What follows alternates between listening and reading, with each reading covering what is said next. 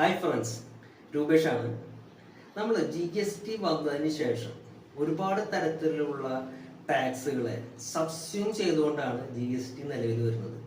നമ്മൾ കഴിഞ്ഞ pre GST സിസ്റ്റത്തിൽ ഒരുപാട് ടാക്സുകൾ, മൾട്ടിപ്പിൾ ടാക്സുകളെ പറ്റിയിട്ടൊക്കെ പറയുണ്ടായി.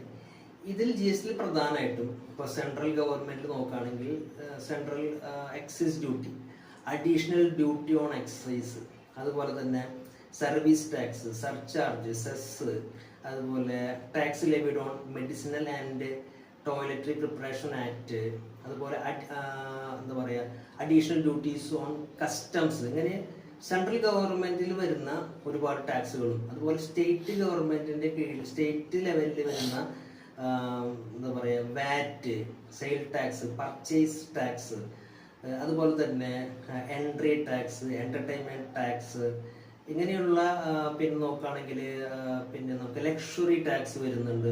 പിന്നെ അതുപോലെ സെസ്സും അതുപോലെ സർചാർജും അതും സ്റ്റേറ്റ് ലെവലിലുള്ളതും ഇതൊക്കെ കൂടി മെർജ് ചെയ്തുകൊണ്ടാണ് GST സത്യത്തിൽ നിലവിൽ വരുന്നത്. അപ്പൊ അങ്ങനെ ഒരുപാട് ടാക്സുകൾ GSTക്ക് വേണ്ടിയിട്ട് സബ്സ്യൂം ചെയ്തിട്ടുണ്ട്. അപ്പൊ ഇത് നമ്മൾ അറിയേണ്ട ഒരു കാര്യമാണ്.